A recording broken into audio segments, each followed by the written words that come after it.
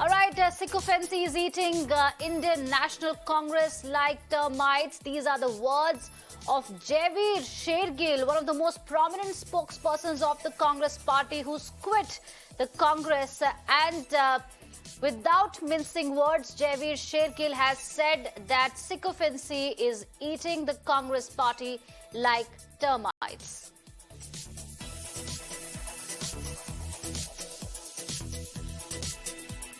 Now, 3 days after Anand Sharma stepped down as the chairman of Congress's steering committee in Himachal Pradesh, the leader said that he would campaign for the party whenever it was required. Adding his observation on the party, he said that Congress needed cohesive leadership and factionalism needed to be eroded so the unit remained united. Let's listen in.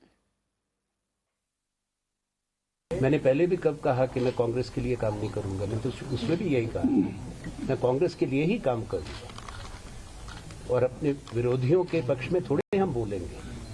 ये चुनाव है, हमने पूरा जीवन में जो कांग्रेस को समर्पित रहा है, जीवन की संध्या में आके, सायंकाल में आके वो रिश्ता कमजोर नहीं हो सकता।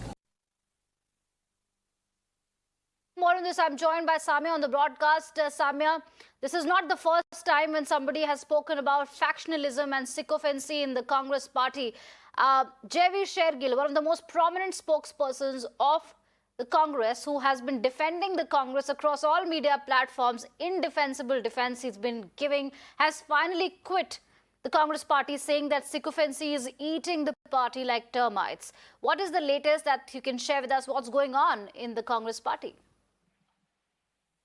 Well, Jaiveer Shergill has been the national spokesperson of the Congress party for a very long time now, for 8 years, as he claimed. And when the Congress party lost elections in 2014, that is when the party was in absolute disarray. And it was leaders like Priyanka Chaturvedi and Jaiveer Shergill who held the fort for the Congress party.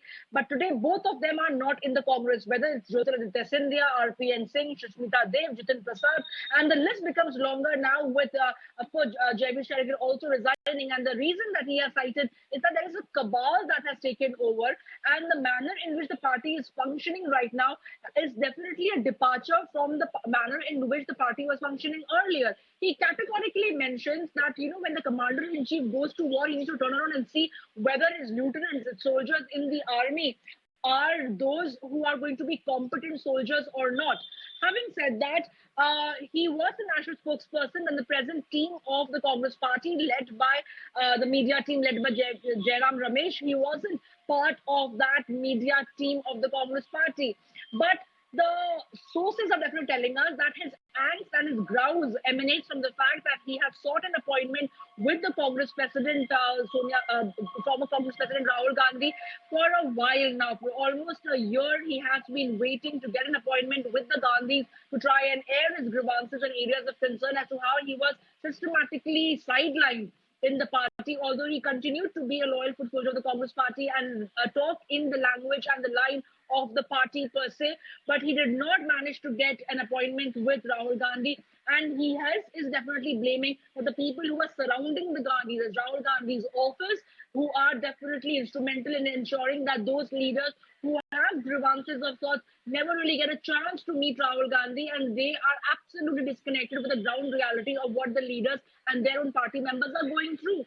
So this is not the first time around we are seeing a leader coming out and complaining about it, because remember, the G23 leaders also have some similar grievances, that Sonia Gandhi wasn't available to reach out to them and hear them out, and that's the reason why they shot that letter across, after which they started being called G23. And Anand Sharma gave a media bite today itself, exactly stating the same.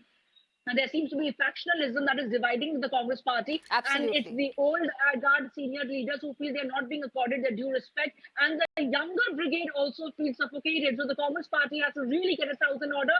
Congress internal elections are expected to take place next month, and we may have a new Congress president. Maybe then some changes can be seen in the party. Absolutely, Samia. And, the biggest counter-argument to this is that for the longest time, the Congress party has been planning a Bharat Jodo Yatra. But the BJP and other critics say that they should first start the Congress Jodo Yatra, given the kind of resentment that exists within the party, given the kind of anger that exists within the party. Jaiveer Shergill is somebody who has, like you also said, that he's been defending the indefensible as far as Congress is concerned over media platforms. But this time, it's does the Congress need Bharat Jodo or Congress Jodo more at this moment? Well, absolutely. And this is not the first time around we are seeing that this is happening, because Jaiveer Shergill held his patience for a while now, but he eventually put in his papers from the Congress party. He's quit from the post of being national spokesperson. But there are still leaders like Sachin Pilot, like T.S. Singhdeo, who are still disgruntled leader, who are holding the silence of dignity. And they are definitely trying to make it very clear that all is not well as far as their political ambition within the Congress party is concerned. But the party lies in a state of disarray. Of course, there has been a lot of changes. The new committees are formed, the new appointments are made, the new chiefs have taken over, new departments are constituted. Maybe the Congress party is trying to really work towards a revival, but come September, and we will probably have a new Congress boss, and then perhaps there's going to be some semblance in the party. Because as of now, even though Sonia Gandhi is the Congress president, she was put in place as an interim Congress president, but that got extended owing to COVID.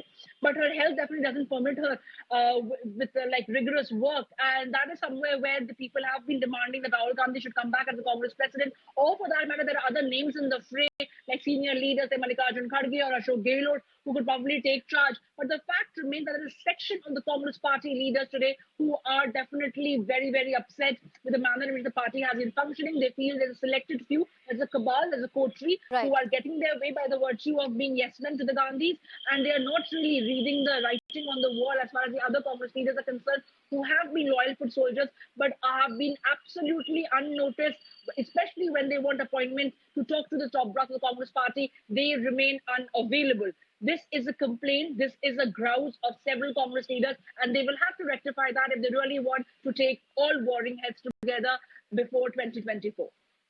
All right. Thank you, Samia, for those updates. We'll have to wait and watch how the Congress addresses this, because this is not the first time when an internal revolt has broken out within the party.